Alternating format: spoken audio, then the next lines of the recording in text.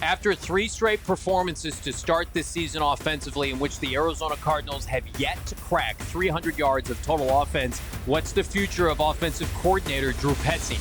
Johnny Venerable, Bo Brock, PHNX Cardinals, and Bo. Jonathan Gannon said all the right things as a head coach in the press conference following the defeat at Santa Clara. But yet you have to wonder, with the Seahawks in town, how much more rope does Drew Petzing get as the play caller? Yeah, it's going to be tough because this thing can snowball quickly. Yeah. Because you've got a game against a really stout defense in just 4 days. And it's not going to be one that's going to take their foot off the gas pedal. If 2024 is any indication, Johnny, the Seattle Seahawks defense, they know quite a bit about Drew Petzing and Kyler Murray and how they like to run offense, and they were just an absolute just menace to them last year. Yeah. Do we see them coming off of their worst offensive performance recently in recent history, bucking these unfortunate trends? Like, it's tough to say that, barring anything that's like comes out of nowhere. Yeah. I don't know what needs to change outside of play caller. I don't like to come on this show or on social media demanding people lose their jobs. But I think that, listen, this is not a small sample size. This is a play caller that's had the reins of this offense for now 3 years and counting, and the Cardinals are going backwards. And this should be, think about it, Bo, the best version of the Cardinal offense that we've seen thus far. Michael Wilson and Marvin and Trey Benson and James Conner up until his injury, and Trey McBride and Higgy Bear. And you wanted to build a bully of an offensive line, and it's just like, that's great. You had great intentions. The players are not responding to Drew Petzing. They can say everything they want about, hey, we got to make the plays that are there to be made, and we didn't execute. I think the drop passes were an anomaly, but I'll tell you what's not an anomaly. This offense since the bye last year has been in the bottom third of the NFL in terms of total points scored. They're not a good unit.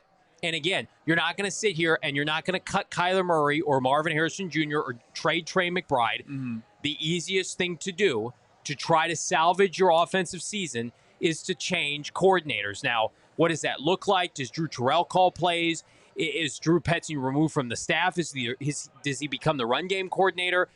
I think all of those things, if they go into Thursday night and they underperform offensively on a national stage in front of their GM and owner Michael Bidwell, I think Friday morning we're looking at a day that could represent the first real adversity JG has with his coaching staff. Yeah, I mean, I think that's when you see tough conversations begin. Yep. I mean, I don't want to say, like, I don't speak for the organization, and the fan base is chanting, and they've got their pitchforks, they've got their torches already out, right? They want a change at play caller, but that's not how this organization wants to move, will move.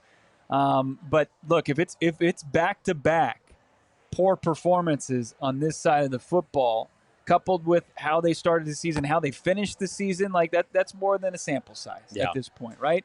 But I still think that, are we going to see significant change as far as who's making the plays by Friday morning? And I don't want to see that performance Thursday first and foremost. Yeah. But if just looking how things are trending, I just think Friday morning it's a little bit too soon.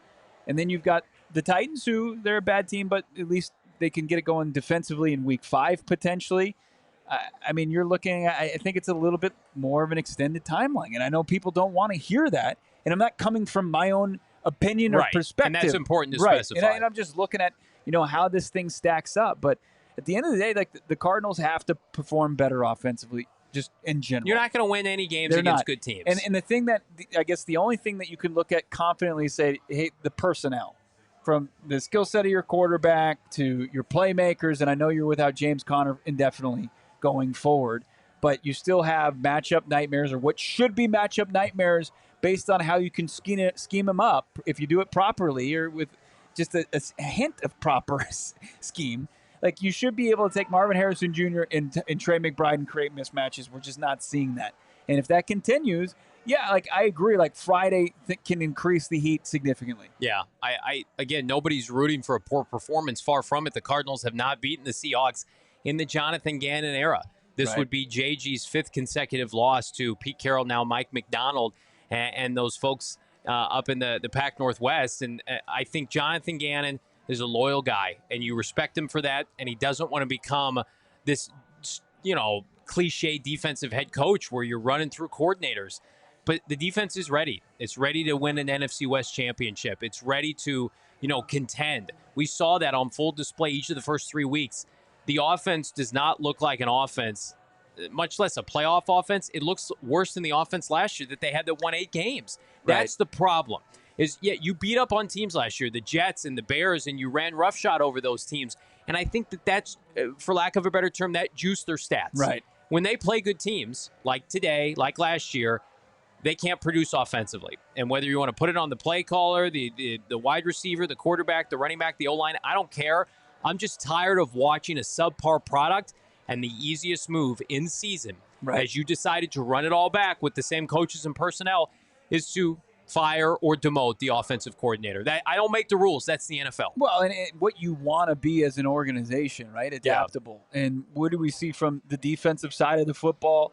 What we see throughout last year, the rough start, inability to slow down the run, inability to generate pressure, and then Nick Rawls adjusts, and the defense becomes one of these bend don't break, and one of the most consistent side of the football for the Cardinals last year.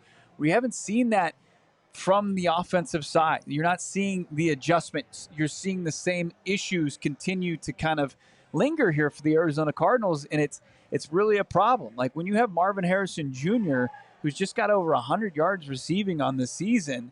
Sure, he had the touchdown performance in the opener, but the last 2 games, 27 yards, 44 yards respectively. Like, you need more from your 4th overall pick. You need to create more opportunities for him.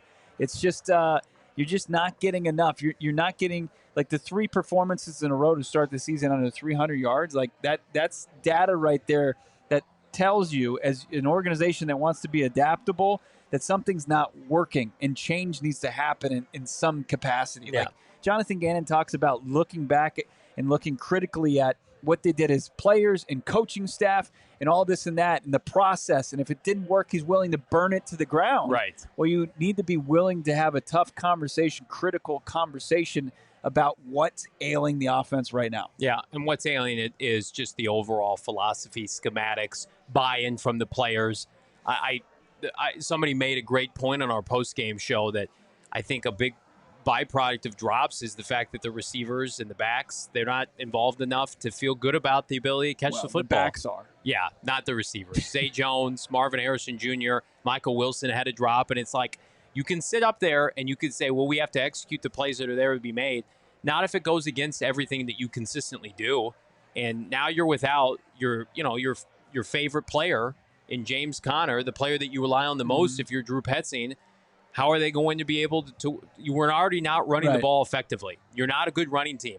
And now you lose James Conner, and it's like they almost have to rethink this entire thing, something I would have done a long time ago. But here's what we can put to bed. We were told this offseason, we heard they say and do all the right things. It's like the offense is going to be different. Yeah, it is different. It's worse than last year. That cannot be argued. The beauty of the NFL, it's a production business. You're either getting it done or you're not. This offense is worse than a year ago, and there are already people calling for Drew Petzing's job last January.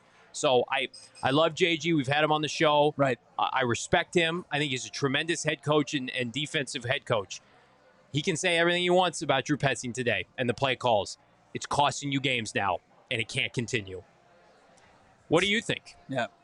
Is it time to pivot off Drew Petzing? I think you and I have seen enough. I've seen enough in terms of like expecting different when it's the same product every week. And like people can point to the lack of execution. You mentioned the drops. Like you get Marv to come down with that touchdown pass. It did turn into a DPI that turned into a touchdown. Yeah. It's like, so say you didn't come up with 2 other touchdowns. Like you're not winning handily in these situations. No. Like you're still barely winning. Right. Like, it's not an offense that's producing at a high level. It's far from it, and it should be. It's sending you red flag after red flag, and you've got to find what your options are beyond the status quo. You went into a divisional matchup where the opposing team didn't have their franchise quarterback, their number 1 receiver, their franchise tight end, both their starting edge rushers, and you won the time of possession,